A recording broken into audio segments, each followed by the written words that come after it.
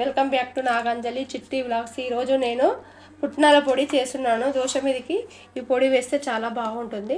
దీంతో పాటు నేను కడప కారం, ఒక ఉల్లిగడ్డ, ఒక 6-7 ఎండుమిర్చి, చింతపండు, దీంతో పాటు కొంచెం జీలకర్ర కారం కూడా వేయాలి. ఇప్పుడు ఇవి నానబెట్టుకోవాలని కాబట్టి కొంచెం వేడి నీళ్ళు పోస్తున్నా నేను. ఈ చింతపండులో కూడా కొంచెం వేడి నీళ్ళు పోసుకొని పెట్టుకోవాలి. పుట్నాలు, కొంచెం సాల్ట్, కొంచెం కారం, ఒక 1/2 స్పూన్ జీలకర్ర, ఇవన్నీ వేసి కొంచెం పౌడర్ లాగా చేయాలి. మిక్సీ పట్టానండి. ఇగో ఇదే పొడి. ఇప్పుడు ఉల్లిగడ్డ, ఇప్పుడు మనం నానబెట్టుకున్న ఎండుమిర్చి,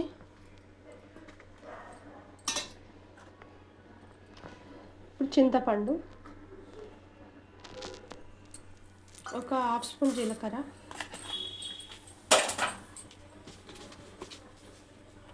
ఒక స్పూను ఉప్పు, మిక్సీ పట్టాను. ఉల్లిగడ్డ కారం, 3 గ్లాసుల బియ్యం,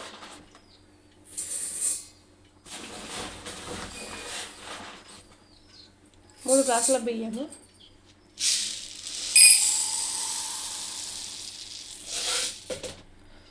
ఒక గ్లాసు పప్పు, మినపప్పు, ఒక గ్లాసు,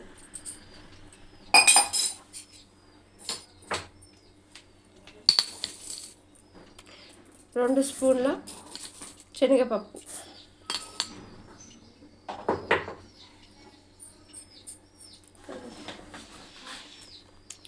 ఒక 1/2 స్పూను మెంతులు. ఇవన్నీ ఒక 2-3 టైమ్స్ కడిగి నానబెట్టాలి. 8 అవర్స్ నానబెట్టి మిక్సీ పట్టుకోవాలి. తెల్లవారినాక దోశ ఎలా వేయాలో నేను చెప్తాను.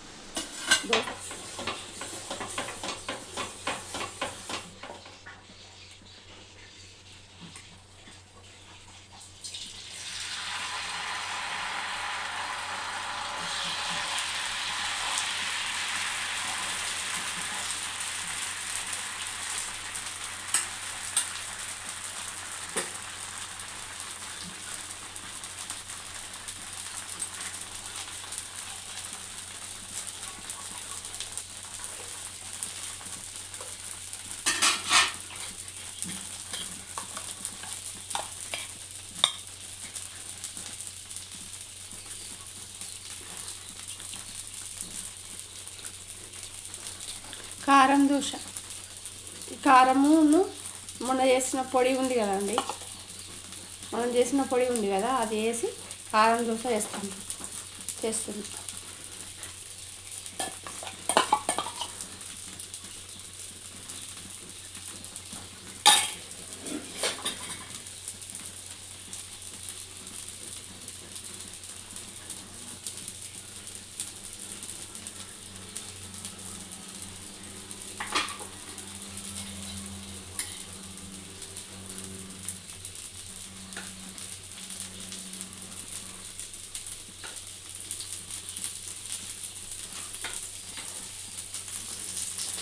నెయ్యి వేసుకొని కూడా కాల్చుకోవచ్చు. పిల్లలు తినరు నెయ్యి, లోబడి పోదు.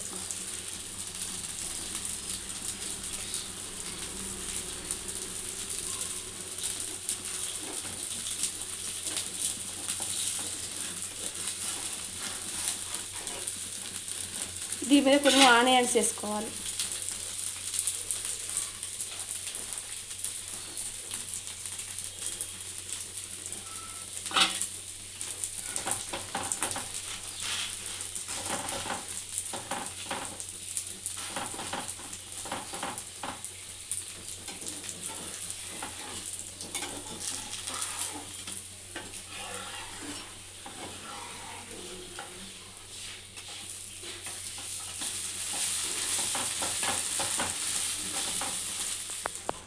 కారం దోశ రెడీ అండి. అల్లం చట్నీ,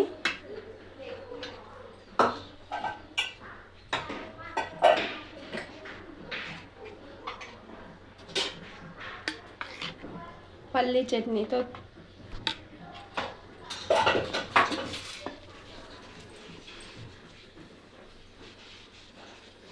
పల్లీ చట్నీతో తింటే బాగుంటుందండి.